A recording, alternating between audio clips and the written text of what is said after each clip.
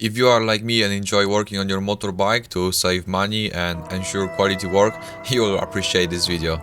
Even if you are new to motorcycle maintenance, this video is for you. I recently bought this bike from a nice guy named Carl, a story I shared in my previous video.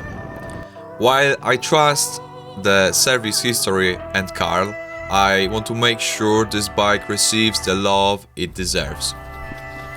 The oil doesn't look bad, but since I know the bike hasn't been used for a while, let's give it some fresh lubricant. This will ensure longevity for the most vital part, the engine, which in my opinion is one of the better sounding engines out there. When it comes to oil choice, I usually use Motul, but this time I opt for Castrol Power 1 Ultimate 10W40, which I got from Halfords, along with a new Champion COF 104 oil filter. First thing first, I put the bike on the paddock stand. If you don't have one, I highly recommend investing in one. You will use it all the time. Then I spray some WD-40 to soak the oil filter thread and oil plug screw. I remove the oil filter first using a special tool I got from Halfords for a few quid. If yours is badly stuck, you might need to use another type that you see on the screen right now for better grip when unscrewing the filter. I compare it with the new one. I made a mistake and had to go back to Halfords to get the right one. This way, if you have the wrong filter, you can simply screw the old one back in and ride to the shop for a replacement, which I did. The right filter for this bike is called COF 104. I use an impact driver to loosen the oil plug nut, which was stuck pretty well. It's good practice to use a new one each time, but I didn't have one, so I reused the old one. After comparing the oil filters and making sure I have the right one, I screwed the new one in and hand tighten it. The new oil filter seal in my case is already pre-lubed, so I don't have to do it, but you might need it to. Please don't throw old oil down the drain or on the ground. You can return it for free to your local waste center. Just Google one close to you. I remove the oil cap to let the oil drain out more easily. When all the oil is out, it's time to screw the oil plug back in. It's good practice to use a torque wrench, especially when you do it for the first time, but mine got damaged, so I use just my hands. Pro tip, if you do it by hand, don't over tighten it, or you will have serious problems undoing it later. When filling up with new oil, use a funnel to prevent mess and Google how much oil your bike takes. Mine takes around 2.3 liters, so I put that in engine. Then I run the engine to operating temperature, shut it down and wait a minute to check the oil level. This time I overfill it, so I drain the excess. Another vital part I like to take care of is the chain. I have a past trauma with chains. Once a loose chain dropped and crumpled in the middle of the night on my way home. I had to call my friend to bring some tools. Luckily, I have a good friend who's always there when I needed him. Disclaimer, I don't recommend working on the chain this way, which is involving starting the bike and letting it spin. It's very dangerous and you might seriously damage yourself, you might lose finger. However, this is how I do it. So if you choose to follow me, you do it on your own risk. To clean the chain, I start the bike and put it in a first gear so the chain turns. Being extremely careful, I soak the chain with cleaner and use the brush to lose all dirt. I like to soak the brush with cleaner too.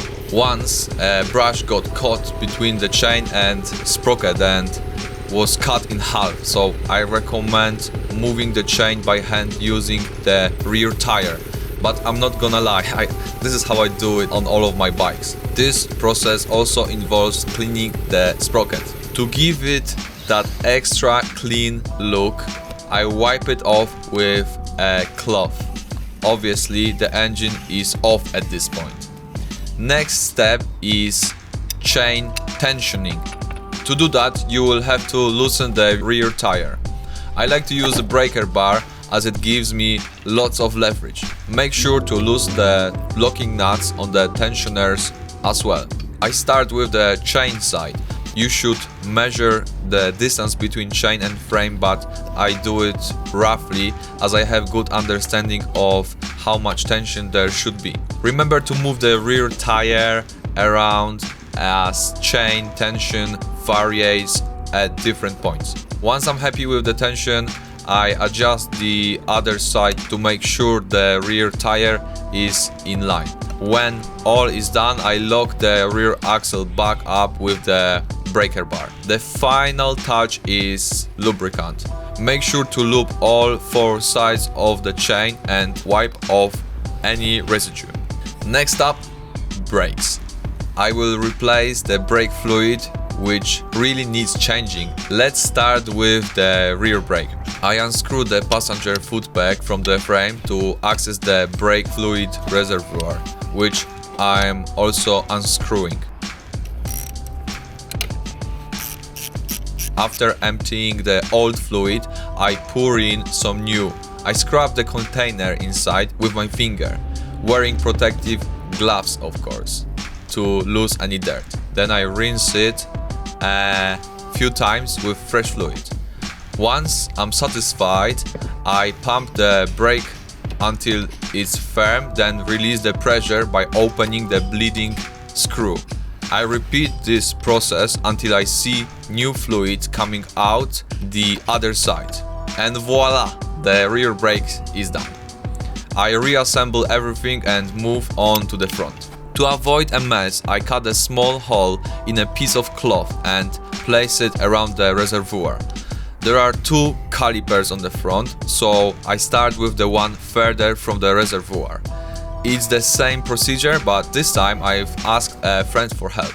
We build pressure by pumping the brake lever and release it by losing the bleeding screw. Pro tip: don't let the lever return while the bleeding screw is open.